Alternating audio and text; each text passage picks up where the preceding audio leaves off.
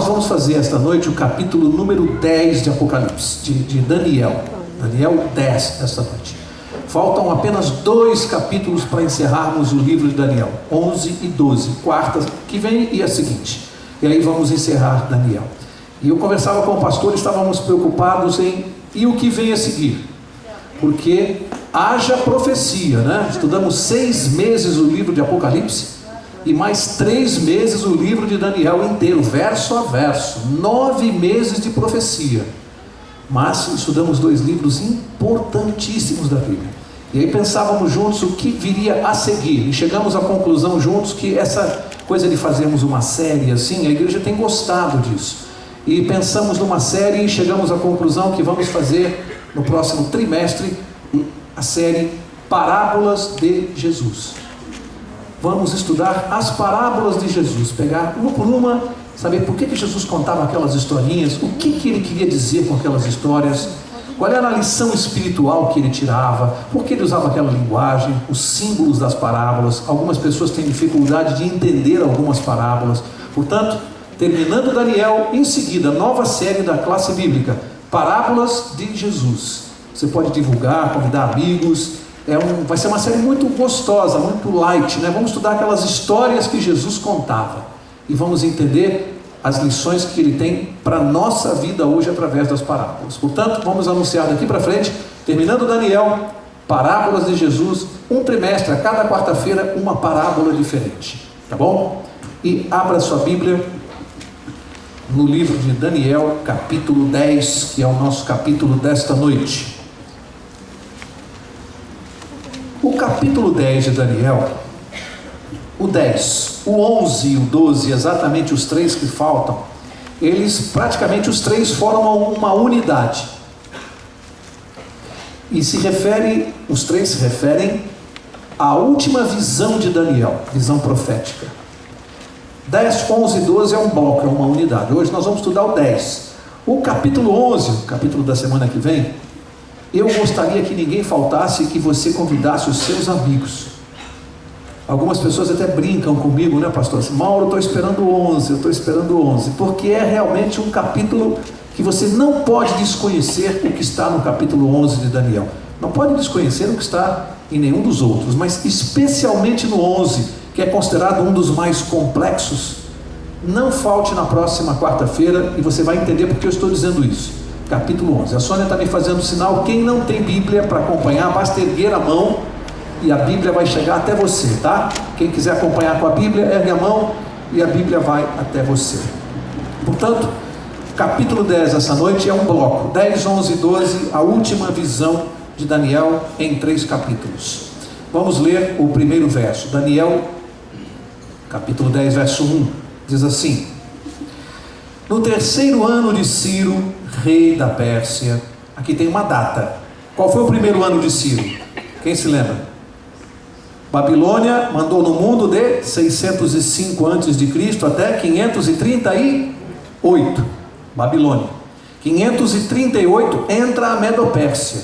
538. Se está no 3º ano de Ciro, contagem regressiva, 537, 536, 535. Está aqui, ó. 3º ano de Ciro, ou seja, ano 535 antes de Cristo. Quem era Ciro? Rei da Pérsia. Foi revelada uma palavra a Daniel, cujo nome é Beltesazar, o nome dele. A palavra era verdadeira e envolvia o quê? Um grande conflito. Ele entendeu a palavra e teve a inteligência da visão. Verso 2. Naqueles dias eu, Daniel, pranteei durante 3 semanas. Manjar desejável não comi, nem carne nem vinho entraram na minha boca, nem me ungi com óleo algum, até que passaram as 3 semanas inteiras. Para aqui. Bom, essa questão de unção com óleo, tudo eram costumes da época que não vem ao caso a gente explicar agora. Eles tinham prazer nessas cerimônias. Mas o que Daniel está dizendo aqui, que é o foco do nosso estudo, é que ele passa a ter então aqui uma nova visão. Já estudamos as visões anteriores que ele teve. Agora uma nova visão para Daniel. E essa tem alguma coisa de muito especial nela, porque ele diz primeiro que envolvia o quê? Um grande conflito. Essa visão envolvia um grande conflito. E a coisa era tão séria e o conflito tão especial, tão grande, que diz que ele pranteou 3 semanas. Ele chorou, sofreu, ficou angustiado, abalado, deprimido. 3 semanas, ou seja, 21 dias de depressão em função da visão que ele recebeu, porque envolvia um grande conflito.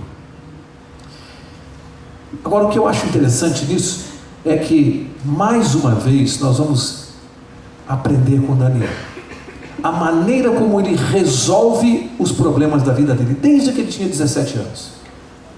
Lembra-se lá na angústia do sonho do Nabucodonosor, quando o rei queria que matassem todos os sábios, porque ele queria saber o que ele sonhou. O que Daniel fez com os seus companheiros para poder receber de Deus a revelação do sonho? Orou. Oração. Aí a Bíblia vai caminhando, chega lá na época da cova dos leões. Ele foi condenado a ser jogado na cova dos leões. Aí o que a Bíblia diz que Daniel fez? Orou quantas vezes por dia? 3 vezes por dia, com a janela aberta. Oração. Tudo que vai acontecendo na vida de Daniel, que você vai vendo no livro, sempre a maneira como ele resolve os problemas da vida dele é de joelhos. A impressão que eu tenho é que Daniel talvez tenha passado a vida dele mais tempo de joelhos do que em pé. Impressionante. De joelhos. E aqui não vai ser diferente. Mais uma vez Daniel vai buscar a Deus em oração para poder resolver esse problema aqui. Uma visão que deixa ele deprimido, abalado, completamente perdido. Verso 4. No dia 24 do 1º mês, estando eu à borda do grande rio Tigre, ou à margem do rio Tigre, levantei os olhos e olhei, e eis um homem vestido de linho, cujos ombros estavam cingidos de ouro puro de Ufaz. O seu corpo era como berilo, o seu rosto como um relâmpago, os seus olhos como tochas de fogo. Os seus braços e os seus pés brilhavam como bronze polido, e a voz das suas palavras era como o estrondo de muita gente. Quem é que Daniel viu? Esse homem aqui, quem é? Que ele viu com essa descrição. Não é muito difícil você descobrir, porque se você, não vai fazer isso agora, mas se você em casa for olhar lá o 1º capítulo de Apocalipse, que nós já estudamos aqui, quando João, lá na ilha de Patmos, descreve a visão dele, se você for ver a pessoa que João viu, você vai ver que tem as mesmas características desse aqui. As mesmas características. E quem foi que João viu em Apocalipse 1? Jesus Cristo. Com as mesmas características, quem Daniel está vendo aqui? Quem é esse homem que aparece para ele? Aparece para ele. Quem é? Jesus Cristo. Portanto, aqui, e isso é importante, guarda isso.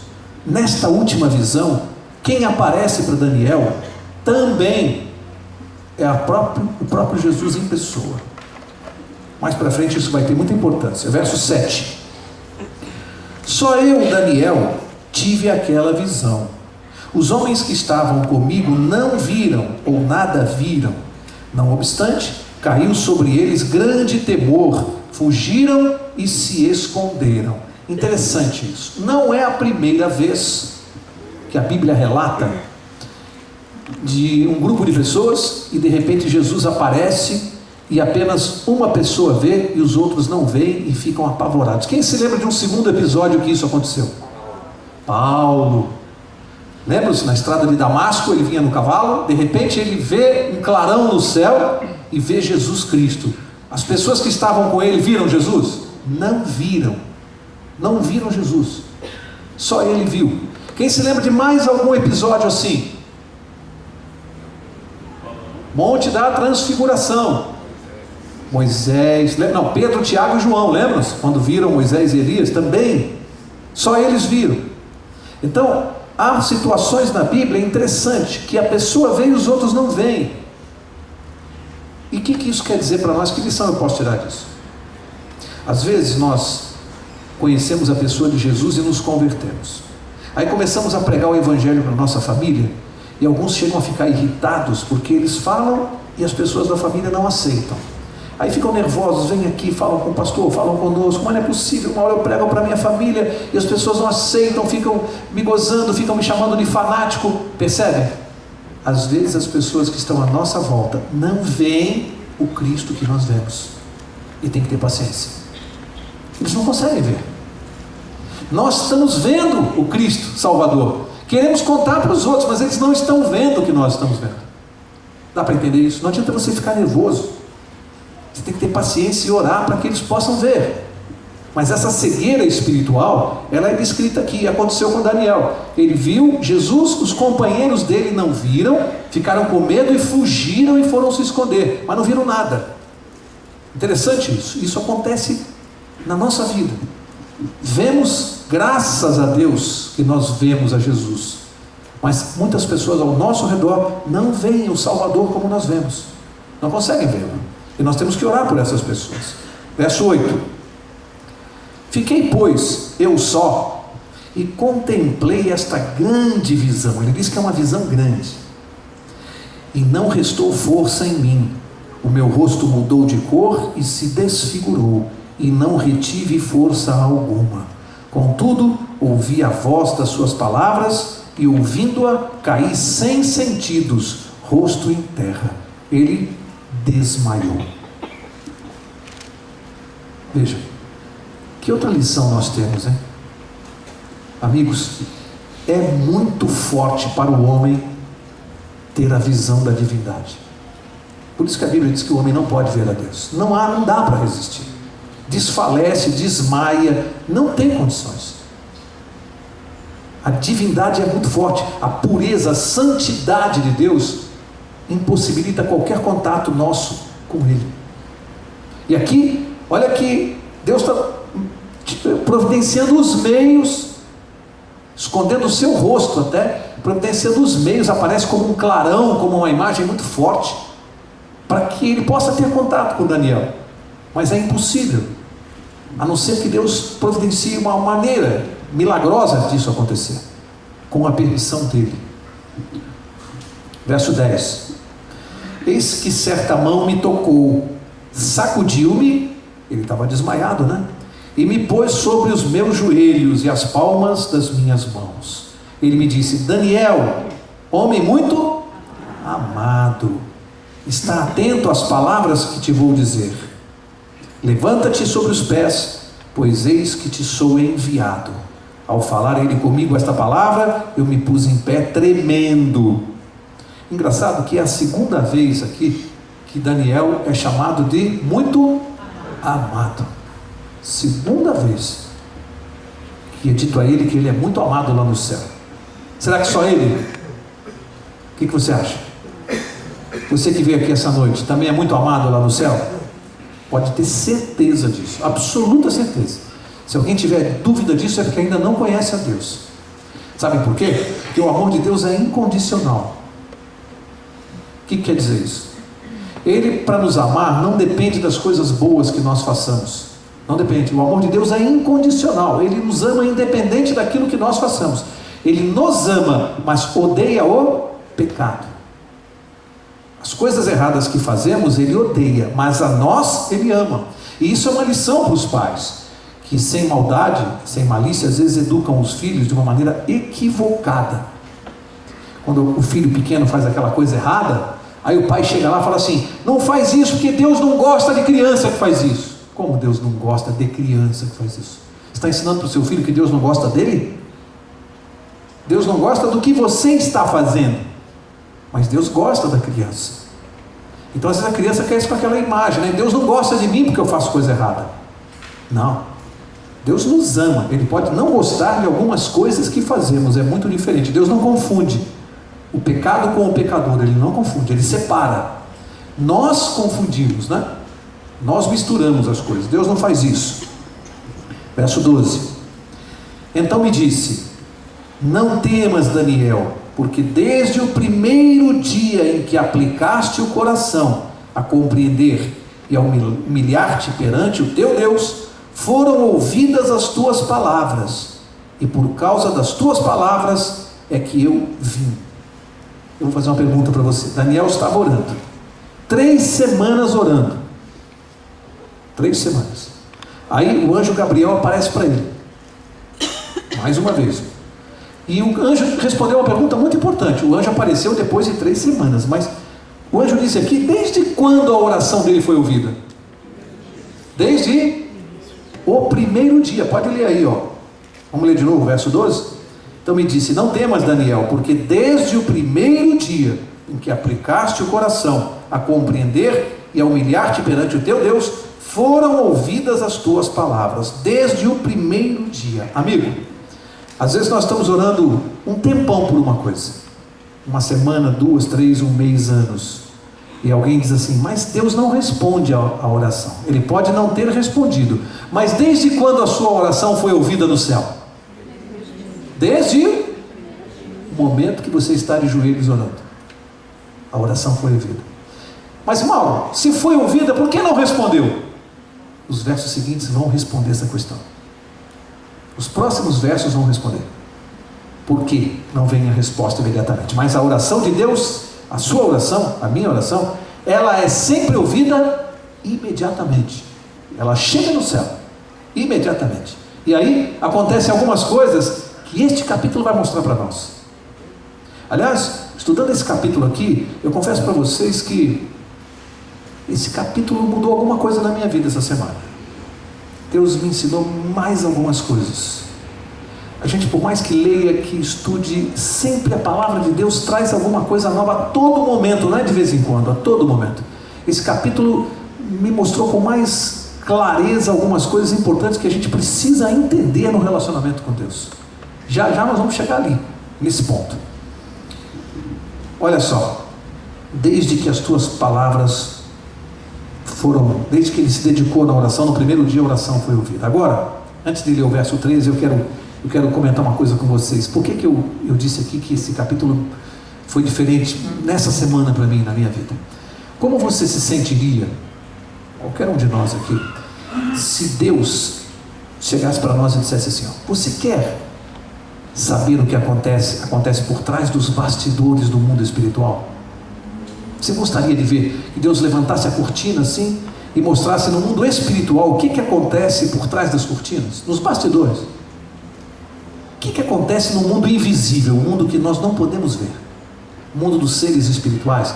Deus chegou para Daniel aqui e falou assim: então Daniel, se prepara, você desmaiou, eu te fortaleci, te coloquei de pé, mas eu preciso mostrar uma coisa para você contar, você vai escrever. Eu vou mostrar para você o que acontece no momento que você está orando, o que acontece no mundo espiritual. E aí você precisa saber disso, por isso que eu disse que mudou a minha vida.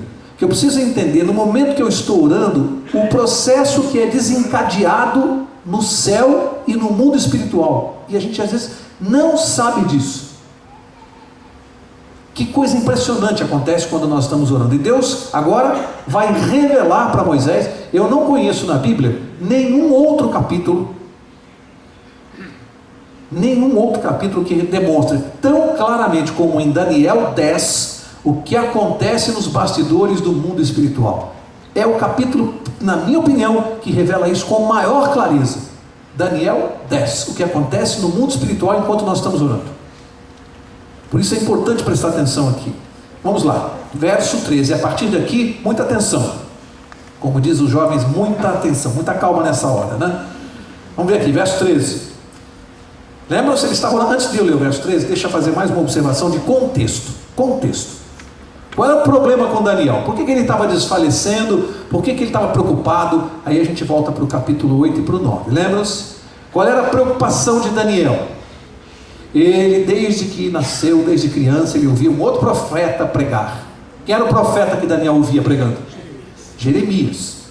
Aí tinha lá uma profecia no livro de Jeremias que dizia assim: que o povo de Israel, aquele que foi cativo para a Babilônia, foi preso e levado para o império de Nabucodonosor, ia ficar quanto tempo preso na Babilônia, segundo a profecia de Jeremias? Quanto tempo de cativeiro? 70 anos. Babilônia, 605. Você vem contando o tempo aqui, diz que está no terceiro ano do rei Ciro, portanto já no império Medo-Persa. Lembra-se que na aula passada dissemos que faltavam 2 anos aproximadamente para se atingirem os 70 anos, e Daniel estava preocupado: está chegando o tempo e o meu povo vai ser liberto. Aí vem o anjo Gabriel e diz para ele assim: ó, até 2.300 tardes e manhãs, ou até 2.300 anos, para o santuário ser purificado. Aí deu um nó na cabeça do Daniel. Ele ficou nervoso, preocupado. Ele falou: mas afinal de contas, são 70 anos para o meu povo ser liberto ou são 2.300 anos? Ele ficou numa baita de uma confusão. E aqui, nesse início agora do governo, o que o Ciro fez logo no início do governo? Alguém se lembra? Logo no início do governo, Ciro fez uma coisa muito importante. Baixou um decreto determinando que o povo de Israel poderia voltar para Jerusalém, reedificar o muro da cidade e reerguer o templo. Decreto de Ciro. Cumpriu a profecia? Cumpriu. E por que Daniel continuava sofrendo? Isso que eu vou falar está na Bíblia, no livro de Esdras, Neemias, mas a gente não pode ler agora. Porque aconteceu um negócio. Quando saiu o decreto para reconstruir Jerusalém, os samaritanos se ofereceram para contribuir na construção da cidade. Os judeus se davam com os samaritanos? E os judeus acusaram os samaritanos de idolatria. Não, esse povo aqui nós não queremos conosco, de jeito nenhum. Ajudar aqui na construção da nossa cidade, samaritano não queremos. E aí o que os samaritanos fizeram? Se uniram e começaram a fazer oposição à reconstrução. Começaram a atrapalhar o projeto. Não deixavam reconstruir a cidade. E começaram a ir lá e começaram a falar com as autoridades do governo de Ciro. Começaram a fazer pressão, lobby político. Foram lá no Congresso e começaram. E aí o que acontecia? Passados 3 anos de governo e não andava o projeto da reconstrução de Jerusalém e Daniel sofrendo. Esse é o contexto da coisa. Aí o anjo aparece de novo para falar com Daniel e vai explicar para ele algumas coisas. No mundo espiritual, amigos, agora Deus vai puxar a cortina. Daniel está orando, 3 semanas, agora Deus puxa a cortina e nós vamos ver o que está acontecendo, a partir do verso 13. Está acontecendo isso aqui, ó, verso 13. Mas o príncipe do reino da Pérsia, aqui falou o rei da Pérsia? Falou? Não. Aqui falou o príncipe do reino da Pérsia, me resistiu por 21 dias. Porém Miguel, um dos primeiros príncipes, veio ajudar-me, e eu obtive vitória sobre os reis da Pérsia.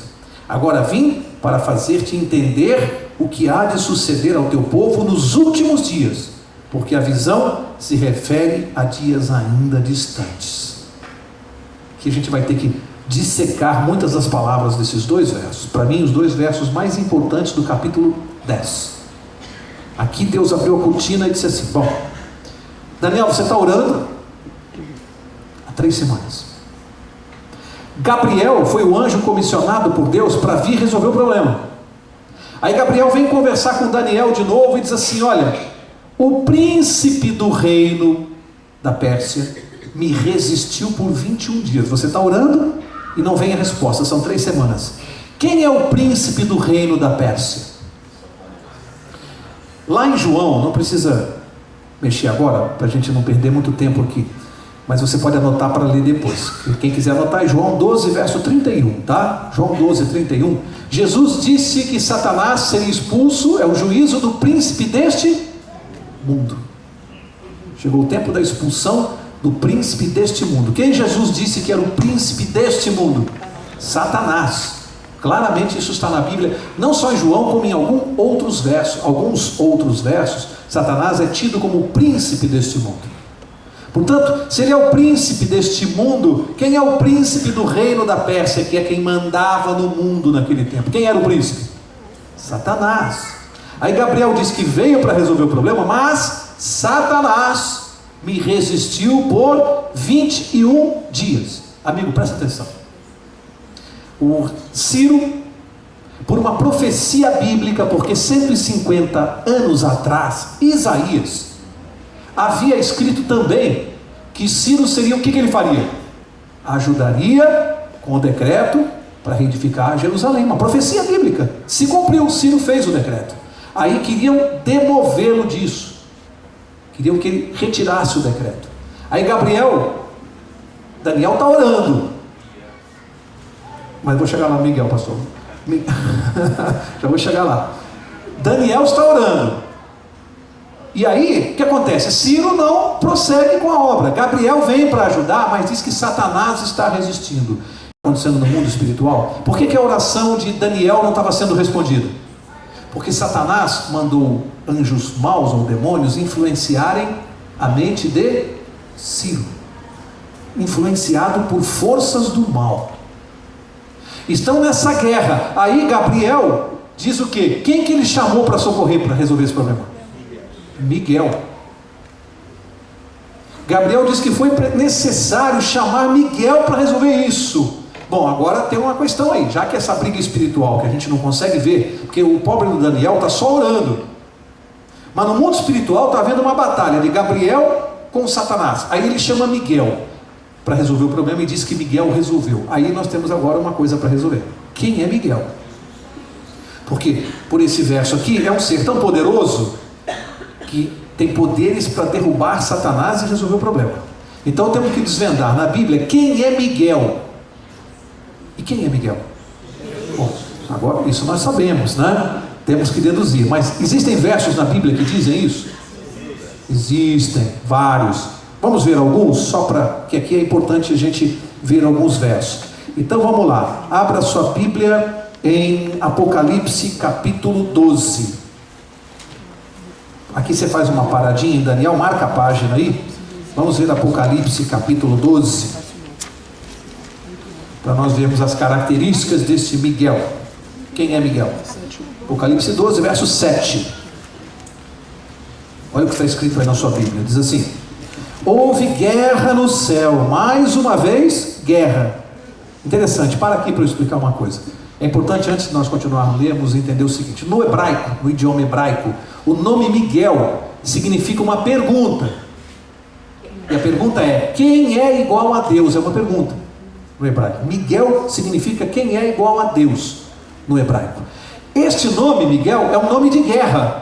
Porque eu sei, ele só aparece 5 vezes na Bíblia. Pode procurar, você não vai encontrar mais do que 5 vezes o nome Miguel. Sempre ele é aplicado à pessoa de Jesus Cristo em confronto pessoal com Satanás. É um nome de guerra, de combate, de batalha. Aqui de novo, houve guerra no céu. Aí aparece Miguel. Então, guarda isso. Todas as vezes que Jesus apareceu num confronto pessoal com Satanás, não digo todas, mas em especial em 5 ocasiões em que ele aparece em confronto pessoal com Satanás, ele tem o nome de Miguel. Aliás, Jesus na Bíblia tem vários nomes, né? Isso não é novidade. Emanuel, príncipe da paz, pai da eternidade, tem vários nomes, Yahvé. Jesus tem vários nomes. Aqui também aparece o nome de Miguel, o nome de guerra, de confronto pessoal com Satanás. Por quê que ele usa este nome quando está em confronto pessoal com Satanás? Por causa do significado do nome. Quem é igual a Deus? Você, Satanás? Não. Eu, Cristo Jesus. O significado do nome é que revela a importância da utilização dele nessa circunstância. Há situações que só Jesus Cristo tem como resolver junto a Satanás. E eu preciso entender isso na minha vida. Portanto, vamos continuar lendo o verso. Houve guerra no céu. Miguel e os seus anjos batalhavam contra o dragão. E o dragão e os seus anjos batalhavam, mas não prevaleceram, nem mais o seu lugar se achou nos céus. E foi precipitado o grande dragão, a antiga serpente, que se chama Diabo e Satanás, e engana a todo mundo. Ele foi precipitado na terra, e os seus anjos foram lançados com ele. Miguel e os seus anjos, o exército do céu, comandados por quem? Cristo Jesus, o general, o chefe dos anjos. E Satanás e os seus anjos. Significa que existem anjos maus e caídos? Segundo a Bíblia, sim. Existe um exército de anjos comandados por Satanás. E em outras passagens nós vamos ver qual a quantidade desses anjos do céu em termos de proporção. Quem se lembra? Qual é a proporção dos anjos que caíram? 1/3, ou a terça parte. É pouco anjo? Não é pouco anjo, é muito anjo. São bilhões que compõem o exército do mal, as forças do mal. E aqui o nome de Miguel aparece para Jesus porque mostra as características. Primeiro, o significado do nome. Segundo, por que Jesus é Miguel? Porque ele é o único que teve poder para expulsar Satanás do céu. Mais um verso. Judas, volta ao livro de Apocalipse, um livro só. Livro de Judas. Livro de Judas. aparece de novo aqui referência ao nome Miguel. Judas verso 9, Judas é um capítulo só. Judas verso 9 diz assim: mas o arcanjo Miguel, e aqui aparece mais uma palavra interessante, arcanjo, já vou falar disso. O arcanjo Miguel, quando contendia com o diabo, por que o nome é Miguel? Porque ele está contendendo com o diabo. Percebe? Mais uma vez, batalha, confronto pessoal, nome de guerra, briga pessoal de Cristo com o diabo. Quando contendia com o diabo, disputava a respeito do corpo de Moisés, não ousou pronunciar contra ele juízo de maldição, mas disse: o Senhor te repreenda. Aqui, se você for ver o resto do contexto, Jesus disputando o corpo de Moisés, demonstrando que ele é o único que tem poder para ressuscitar Moisés. Por isso, Miguel só se aplica a uma única pessoa, pelo significado do nome e pelas características. Só se aplica a quem? A Jesus Cristo, não se aplica a nenhum outro. Aí aparece aqui o arcanjo Miguel. Aí tem gente que fala assim: peraí, Miguel é um anjo, não é Jesus. Jesus é um anjo? Sim ou não? Num sentido especial, pode ser, porque qual é o significado de anjo? Mensageiro. Jesus é um mensageiro? No sentido especial, Jesus também não deixa de ser um anjo, mas aqui diz que ele é o arcanjo Miguel. E o que é o arcanjo? O que significa arcanjo? Chefe dos anjos, ou comandante dos anjos. Comandante dos anjos. Ora, o chefe dos anjos, ou comandante dos anjos, não precisa necessariamente ser um anjo. Vou dar um exemplo. O presidente dos Estados Unidos é o comandante das Forças Armadas. Sim ou não? O presidente dos Estados Unidos é o comandante das Forças Armadas. Por causa disso ele é um militar? Não. Jesus é o arcanjo, ele é o chefe dos anjos. Num sentido especial, ele até pode ser tido como um anjo, mas ele é o arcanjo. Ele é o chefe dos anjos. E o único arcanjo existente na Bíblia é Jesus, porque ele é o único que pode ser chefe dos anjos. Portanto, quando se fala em arcanjo Miguel, arcanjo não quer dizer que seja anjo. Arcanjo é chefe dos anjos. Deu para entender? Portanto, Miguel, eu já vi algumas pessoas terem dúvida quanto a isso, dizendo que Miguel não pode ser Jesus. Eu diria, com base na Bíblia, Miguel só pode ser Jesus. É diferente. Só pode ser, não pode ser outra pessoa. O arcanjo Miguel, por todas as características lidas. Vamos seguir. Estamos no verso 13. Descobrimos que o príncipe do reino da Pérsia é Satanás. Miguel, que é chamado, é Jesus. E houve uma batalha. Uma batalha. Agora veja só. Agora vamos entrar num aspecto aqui que a gente precisa prestar atenção. Agora eu falo do mundo espiritual. Estamos em oração. Agora vamos trazer isso aqui para a nossa vida, a sua vida e a minha. Você tem um problema e você está em oração por algum tempo. No momento que você está orando, segundo a Bíblia, imediatamente a sua oração chegou no céu. Isso é imediato. A resposta pode não vir logo. Por quê? O que acontece muitas vezes diante de uma oração sua, por exemplo, por um filho, pela conversão do marido, pela conversão da esposa, e essa conversão não vem? No mundo espiritual, quando Deus abre a cortina, o que ele está dizendo para você? Gabriel ou algum anjo está lutando com Satanás. Qual é a solução para essa guerra? Persistência na oração. Você tem que continuar orando, não importa quanto tempo. Por quê? Quanto mais você ora, vai acontecer uma coisa no mundo espiritual. Dependendo do tempo da oração, da persistência da oração, Deus respeita livre-arbítrio? Sim ou não? Respeita. Deus, por acaso, forçou o Ciro a fazer alguma coisa? Não pode forçar. Se o Ciro não queria cumprir o plano de Deus, Deus não força. O que ele fez? Chamou Miguel com mais anjos. Aí o que Jesus e os anjos foram fazer na mente de Ciro? Influenciar. Ele não está recebendo a influência do mal? Não estou tolhendo a liberdade de escolha dele, porque o Satanás ele vai obscurecendo, vai fazendo que você deixe de ser livre. Você não toma decisão com liberdade. Aí vem os anjos do bem e começam a fazer uma contraposição, a disputa pela mente, influência do bem e do mal. Gente, isso aí é na nossa mente todo dia, essa briga espiritual. Aí chega uma hora, Daniel continuou orando, e continuou orando, continuou orando. Agora guarda isso, havia um plano de Deus. O plano de Deus tem que ser cumprido. Deus não pode forçar Ciro. mas ele pode chamar Miguel. E quando Miguel vem, acabou a brincadeira. Aí a mente de Ciro recebe uma influência extremamente poderosa, pela persistência da oração e porque é um plano de Deus. Então é preciso entender o seguinte: o livre-arbítrio de Deus não anula a liberdade humana de escolha. Ou melhor, desculpe, fiz uma confusão. O plano de Deus não anula o livre-arbítrio ou a liberdade de escolha. Não anula. Não existe essa coisa de predestinação. Então o Ciro veio predestinado para fazer aquilo? Não, ele foi influenciado. Judas veio predestinado para trair Jesus? Alguém acha que veio? Não. Ele recebeu influência de Cristo para não fazer aquilo? Sim ou não? Judas recebeu influência de Jesus para não fazer? Poxa, a Bíblia cansa de falar. Jesus deu várias oportunidades. Mas o que ele fez? Ele escolheu a influência de Satanás. Ou seja, ele exerceu livremente a sua escolha. Portanto, Deus não anula o livre-arbítrio humano, mesmo quando ele tem um plano. O que acontece é que quando Deus tem um plano, ele já sabe como as coisas vão acontecer. Então tem gente que confunde predeterminação com presciência de Deus. Não sei se está complicado o que eu estou falando, mas eu vou explicar. Presciência é uma coisa, predeterminação é outra.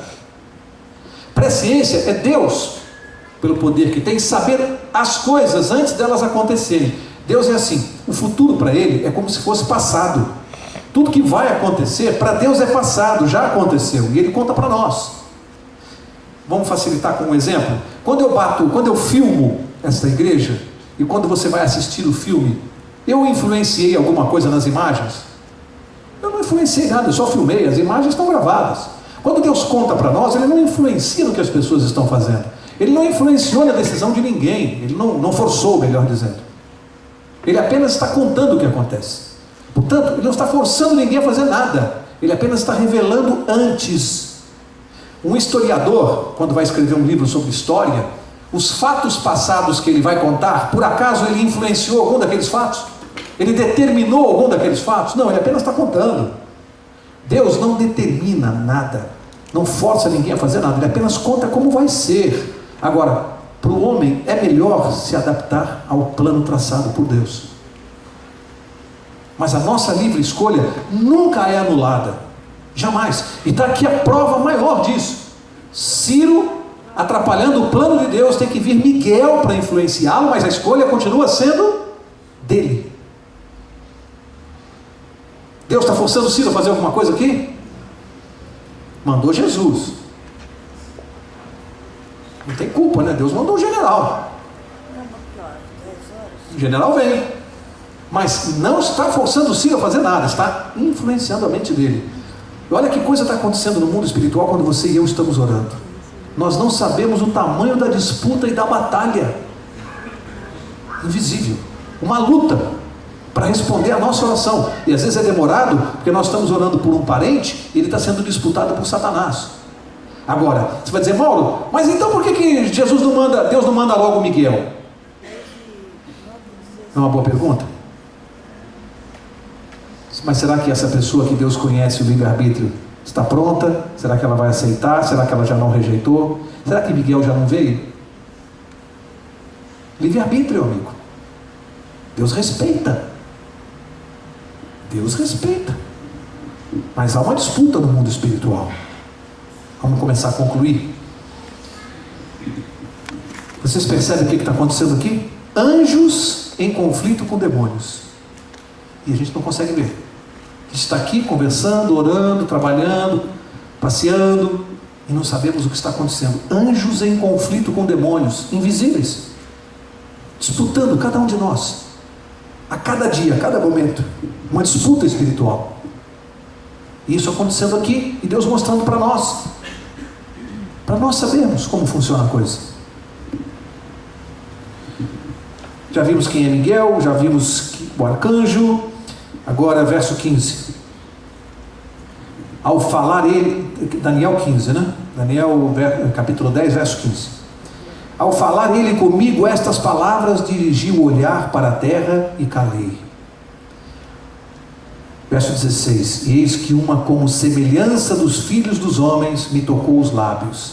Então passei a falar e disse àquele que estava diante de mim: meu Senhor, por causa da visão me sobrevieram dores e não me ficou força alguma. Como, pois, pode o servo do meu Senhor falar com o meu Senhor? Porque quanto a mim, não me resta força alguma, nem fôlego ficou em mim. Olha, a segunda vez que Daniel vai desfalecer, que Deus revelando isso para ele, ele vai desfalecer e ele é animado outra vez, a segunda vez, que ele é animado para conseguir ficar em pé, recebendo a visão e as explicações. Verso 18. Então me tornou a tocar, mais uma vez, tornou a tocar aquele semelhante a um homem e me fortaleceu, e disse: não temas, homem muito amado. Terceira vez que ele ouve que ele é muito amado. Paz seja contigo, sê forte. Ao falar ele comigo, fiquei fortalecido e disse: fala, meu Senhor, pois me fortaleceste. Amigo, o que nos fortalece no momento de depressão e de angústia? Aqui diz que Jesus veio e disse: seja forte. O que a palavra de Deus faz conosco? Fortalece. Ergue quem está caído, quem está bambo, quem está para cair. A palavra de Deus a cada dia diz assim: seja forte, levanta. Teu lugar não é no chão. O lugar de cristão não é no chão. O lugar de cristão é em pé. E Jesus vem para dizer isso: levanta. E não que Daniel estivesse passando por isso por alguma fraqueza, não, é porque realmente a situação dele aqui era especial. Essas visões e a própria proximidade da divindade, Gabriel, imagina o mundo espiritual aqui explodindo na cabeça dele e ele tendo que presenciar tudo isso aqui. Era muito forte para ele, para suportar isso aqui. Verso 20. E ele disse: sabes porque eu vim a ti? Eu tornarei a pelejar com o príncipe dos persas. Não acabou não. Eu tornarei a pelejar. E saindo eu, eis que virá o príncipe da Grécia. Aqui ele está anunciando o quê? Cumprimento da profecia do capítulo 2, porque depois da Medo-Pérsia, quem que vinha? A Grécia. Aqui está dizendo: e vai ser do jeito que está determinado. Ele será vencido e vai vir a Grécia, mas eu vou continuar pelejando com ele. Verso 21. Mas eu te declarei o que está expresso onde? Na escritura da verdade, e ninguém há que esteja ao meu lado contra aqueles, a não ser quem? Miguel. Amigo, isso aqui é uma coisa impressionante, né? Gabriel está dizendo assim para Daniel: vai continuar a peleja, não vai terminar aqui, mas vai vir o reino da Grécia. E ele está dizendo assim: não tem mais ninguém ao meu lado a não ser Miguel. Ele está em desvantagem? Tem gente que pensa que a maioria sempre ganha, né? Mas a Bíblia diz que não. E aqui é como se você ouvisse um funcionário simples dizer assim: ninguém me apoia nesta empresa, a não ser uma única pessoa. Ora, se essa única pessoa que dá apoio a ele na empresa for o dono, ele está com a maioria. É como se eu dissesse: há uma única pessoa na América que eu consigo influenciar. Ora, se esta única pessoa na América for o presidente dos Estados Unidos, e aqui ele diz: olha, nessa batalha não tem ninguém mais ao meu lado a não ser Miguel. Precisa mais? E aí, o que isso tem a ver conosco? Se você entrou aqui essa noite fraco, achando que está sendo derrotado por um vício, por um problema, por um pecado que ninguém sabe, se a sua vida espiritual anda fraquejando e você acha que não tem mais ninguém ao teu lado, quem que está do teu lado? Miguel. Só, mais ninguém. Dá para se sentir derrotado tendo Miguel ao lado? Quem é Miguel? Jesus. Mas por que ele usa o nome de Miguel? Ele está em confronto com... Ora, qual é a função quando você invoca Miguel na sua oração? E aí que eu disse que essa semana eu aprendi mais uma coisa. Agora há momentos especiais na minha vida que, além do nome do nosso Senhor Jesus Cristo, eu vou invocar o nome Miguel. Nome de guerra. Tem situações na nossa vida, chama o general. Chama o general Miguel. Senhor, tudo bem, o Senhor é sábio, o Senhor está mandando anjos para resolver o meu problema, eu sei que Gabriel sempre desce para falar comigo, mas se der um jeitinho na agenda de Miguel para ele vir, tem jeito na agenda de Miguel para ele vir? Eu aprendi essa semana, além do nome do nosso Senhor Jesus Cristo, em que há poder, eu aprendi que Miguel é um nome de guerra para enfrentar batalhas nas nossas vidas. Para terminar, a má notícia, a boa notícia é saber que Miguel está do nosso lado, mas a má notícia é saber que do outro lado existe um outro exército, Satanás e os seus anjos. Lá no livro de Efésios tem uma receita para todos nós, como enfrentarmos aqueles na nossa vida que não são feitos de carne e sangue. Paulo chamou de as potestades, os principados, as forças espirituais do mal. São exatamente esses seres invisíveis que nós não vemos. Deus deu uma receita para Miguel vir, para nós sermos vencedores. Ele disse que nós temos que usar uma armadura, uma roupa de guerra, e dá lá alguns instrumentos: oração, fé, estudo da palavra, leitura da palavra, armadura. A armadura, quando você ouve falar em armadura, ou quando você vê num filme, o que te lembra a armadura? Quem que se veste de armadura? Quem vai para a guerra, soldado. Por que Paulo usou essa expressão, que o cristão tem que usar uma armadura? Porque é uma guerra, meu amigo. Quando você sai de manhã para trabalhar, você precisa saber que você está saindo para uma guerra espiritual.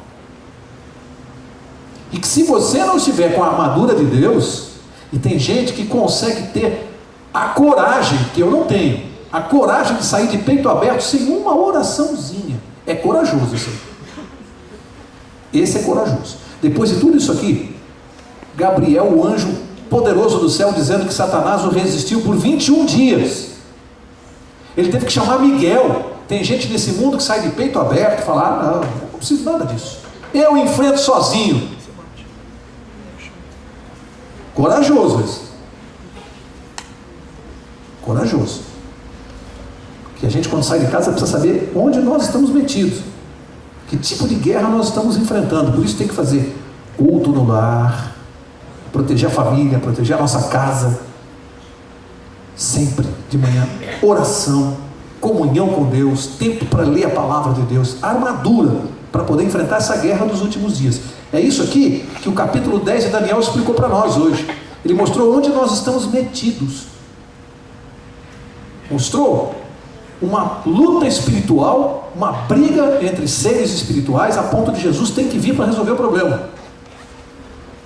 E a gente às vezes levando a vida como se nada tivesse acontecido. Quero encerrar uma história que eu até que já contei em outros tempos aqui na classe bíblica, mas como ela é rotativa, sempre tem gente nova. Essa história eu acho ela muito poderosa. É uma parábola, tá? Uma parábola, uma ficção, uma fantasia. Imagine que Jesus Cristo resolveu visitar um jovem. Foi na casa dele. O jovem morava sozinho, foi lá, tocou campainha, o rapaz ficou todo, imagina, como é que você se sentiria recebendo Jesus Cristo na tua sala? O rapaz todo sem graça, aí trancou a porta do quarto, trancou a porta da cozinha, sentou ali com Jesus na sala, todo sem graça, Jesus conversando com ele, e daqui a pouco um barulhão lá no quarto, soco na janela pelo lado de fora, e o rapaz assustado falou para Jesus: um instantinho só que eu já volto, só um instantinho que eu vou resolver um problema. Abriu a porta do quarto, trancou, entrou lá dentro. Quando abriu a porta da janela, era Satanás querendo entrar. Ele disse: não, você não vai entrar aqui hoje não. Não vou sim, ué, qual é o problema? Eu entro sempre, por que não vou entrar hoje? Porque hoje você não pode entrar. Pode, não pode, empurrou ele para fora, não vai entrar, e fechou a janela. E voltou para a sala todo sem graça. E Jesus ali, conversando com ele, daqui a pouco um barulhão na cozinha. E ele falou para Jesus: um instantinho só, eu já volto aqui. Entrou, fechou a porta da cozinha e foi lá. Satanás socando a janela da cozinha, querendo entrar, arrombar. E o rapaz dizendo: você não pode entrar, some daqui. Mas o que está acontecendo aí hoje? Qual é o problema? Eu venho sempre, você sempre me recebe. Não, hoje não pode. E fechou a janela. E continuaram a conversa. Daqui a pouco, Jesus olhou para ele e falou assim: posso te ajudar a fazer uma coisa? Eu vim aqui hoje, eu quero te ajudar a fazer uma faxina. Estou vendo que a sua casa está um pouco desarrumada, um pouco bagunçada. E o rapaz falou: não precisa não, a empregada vem amanhã. Não, mas eu te ajudo, eu estou com tempo livre. E foi se dirigindo para o quarto. O rapaz falou: não, o senhor não pode entrar aí. Não, deixa, eu vou te ajudar, deixa eu ajudar. E Jesus abriu a porta do quarto e começou a mexer, e começou a tirar debaixo do colchão aquelas revistas, e da gaveta aqueles filmes, e começou a tirar da gaveta os maços de cigarro, até uns cigarrinhos diferentes, e foi tirando tudo. E o rapaz branco, e ele botando tudo numa caixa para jogar fora. Fez a faxina no quarto, foi para a cozinha. Aí começou a mexer nos armários, foi tirando aquelas garrafas de pinga, de uísque, e o rapaz olhando para Jesus vermelho, e Jesus fazendo a faxina na cozinha. Aí foi para a sala, fez uma faxina completa. Quando sentaram para conversar, soco na porta da sala, esmurrando. Aí na hora que o rapaz ia levantar, o Jesus falou: não, agora calma, deixa, por favor, deixa que agora quem vai atender sou eu. Jesus foi calmamente, abriu a maçaneta. Quando ele abriu a porta, Satanás deu de cara com ele. Quando ele viu que era Jesus, falou assim: ah, desculpe, foi engano. Virou as costas e foi embora. Às vezes nós não queremos o inimigo na nossa vida, na nossa casa, no nosso lar, mas esquecemos que lá tem tudo que ele gosta, tudo que ele quer. E às vezes queremos ficar expulsando o diabo. Lembre-se que Jesus, ele protege o nosso lar, sim, mas primeiro precisa fazer uma limpeza no lar, na mente e no coração. Na hora que ele faz a faxina, quando o Satanás vem, ele encontra com Cristo, Miguel, e aí ele sempre vai dizer: desculpe, foi engano. Eu vejo gente invocando o nome de Jesus, mas não faz faxina. Acha que vai expulsar demônio assim. Para Jesus poder vir como Miguel, é preciso deixar ele fazer a limpeza. Ele precisa se instalar. E aí, ninguém mais mexe conosco. Amém. O pastor vai orar agora para nos despedir. Quarta-feira que vem, Daniel 11, não perca. E o pastor vai orar para que nós possamos permitir que Jesus faça uma faxina na nossa mente, no nosso coração, na nossa vida, no nosso lar, para que Miguel possa se instalar e possa derrotar o nosso inimigo todos os dias.